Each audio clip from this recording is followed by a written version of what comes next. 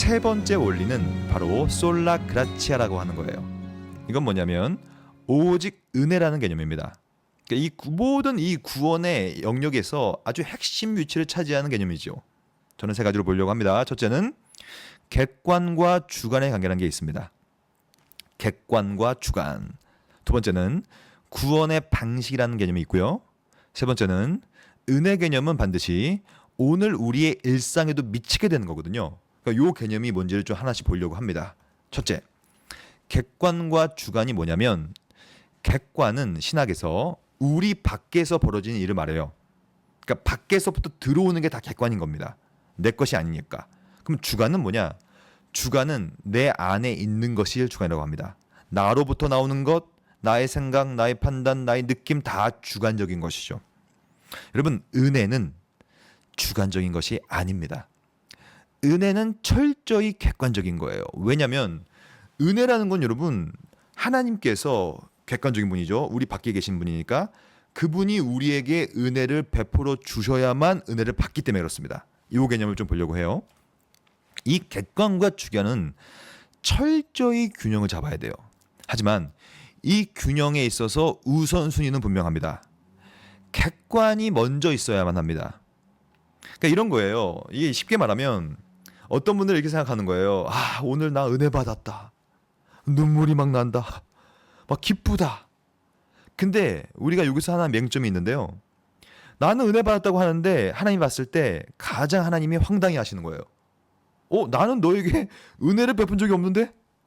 나는 너에게 은혜를 베풀어 준 적이 없는데 왜 너는 은혜 받았어? 이 개념이에요. 은혜는 주어지는 거예요. 내가 만들 수 없는 겁니다. 내 느낌으로 갈 수도 없는 거예요. 즉 주관은 은혜의 시작이 될 수가 없는 거예요. 하지만 객관적으로 은혜가 미치면 이제 드디어 우리 안에 이 주관적으로 은혜가 체득화됩니다. 그러니까 주관을 없애는 건 아니에요. 하지만 객관적으로 주어지는 이 은혜가 나를 바꾸는 것이 이 개념이라는 것이죠. 하지만 많은 사람들은 은혜를 받으려고요. 얼마나 노력하는지 몰라요. 근데 사실은 의미가 없습니다. 왜냐하면 그것을 뭐라고 하냐면 바로 상승경유라 불러요. 내가 한 땀 한 땀 밑에서부터 올라가는 거예요. 이거 하고 저거 하고 마치 비나이다 천지신명께 비나이다. 이 천지신명께 비나이다 이 개념이 상승경건입니다. 하나님께 은혜를 받기 위하여 비나이다 3000번째 하고 막 이거 하면요 너무 힘들죠. 그것은 나로부터 시작하여 은혜를 받겠다는 개념이에요. 그것은 오직 은혜 개념이 아닙니다. 오직 은혜 개념은 뭐냐면 위에서부터 내려오는 겁니다. 그것이 은혜입니다. 객관으로부터 이것을 하강경이라는 말을 써요. 하강. 하늘에 계신 분님께서 내려주신다. 성경은 이것을 신앙고백으로 잘 풀이하고 있는데요. 이 마태복음 16장 16절은 베드로가 했던 신앙고백인데요. 아주 유명한 신앙고백이죠. 주는 그리스도시요 살아계신 하나님의 아들이시니이다. 이것은 은혜를 체득한 사람이 할 수 있는 고백이에요. 주는 그리스도시요 왕이시요 선지자시요 제사장이십니다. 그리스도는 하나님의 아들이십니다. 근데 이 다음 구절이 중요한 구절이죠. 16장 17절 말씀. 예수께서 대답하여 이르시되 바요나 시모나 너는 진짜 복이 있다. 이렇게 하는 이유는 뭐냐면 혈육이 아니다. 이 혈육은 아까 우리가 봤던 이 맥락에 의해서는 주관이 아니다. 즉 주관적으로 그것을 말하는 것이 아니야. 그럼 누가 말하게 하는가? 하늘에 계신 객관적인 분이라는 뜻입니다. 내 밖에서 하늘에 계셔서 그분으로부터 내려준 은혜로 말미암아 너가 그것을 고백하고 있는 것이다. 중세라는 시대는요. 모두 다 이 시대였어요. 주관으로부터 상승경건, 공로조, 한 땀 한 땀 이것을 전문용어로는 세미펠라기우스주의라고 하는데요. 신율법주의라고도 합니다. 자기가 하는 거예요. 스스로 열심히 하여. 그래서 종교개혁자들은 뭘 얘기했냐면 아니 그것은 너무나 주관적이다. 그렇게 할 수 없다. 우리는 오직 은혜로만 한다. 하나님께서 하늘에 계신 분께서 객관적인 분께서 은혜를 내려주셔야 한다. 이 개념이라는 것이죠. 여러분 이해되시죠? 어렵지 않죠? 어려우면 제가 지금 좌절입니다. 근데 어려운 이유도 지금 은혜가 이제 있어야 됩니다. 은혜가 있으면 이것을 이해할 수 있게 될 겁니다. 두 번째, 그러면 이 구원의 방식은 뭐냐? 구원의 방식은 오직 은혜예요. 왜냐하면 구원이란 건 뭐냐면요, 구원을 받기 전 상태는 죽은 상태입니다. 이것부터 시작해야 돼요. 왜 우리는 아까 배웠던 한 땀 한 땀 우리로부터 올라갈 수 없냐면, 종교개혁 신학에 말하는 우리 인간의 상태는, 구원받기 전 상태는 어떤 상태냐면 죽은 상태입니다.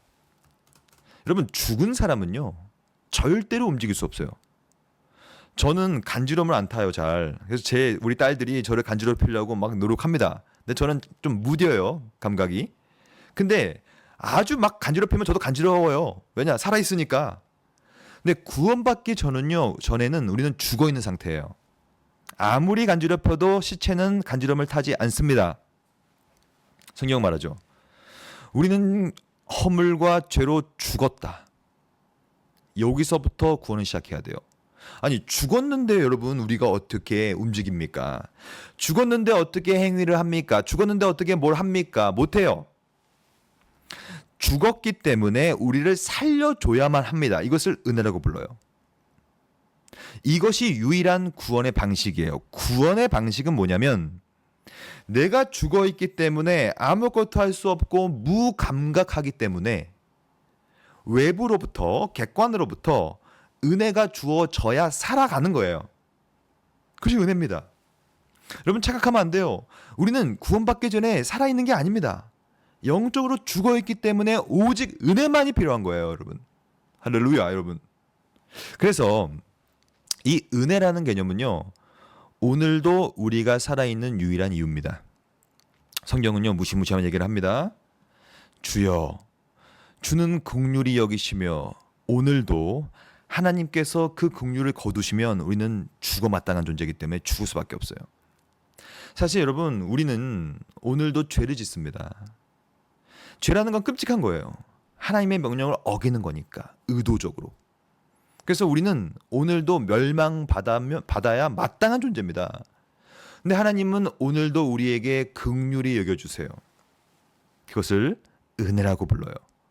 오늘도 우리에게 은혜를 베풀어 주시고, 이 은혜가 뭐냐면, 다르게 번역하면 여기 나와 있습니다. 노하기를 더디하세요.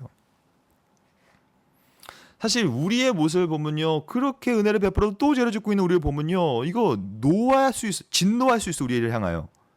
근데 그것을 더디하십니다. 참는다는 뜻이에요.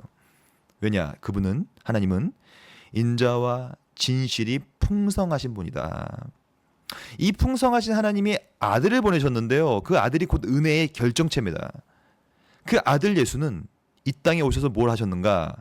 베드로후서에 보면요, 그리스도의 오래 참으심을 때문에 우리가 구원을 받았다.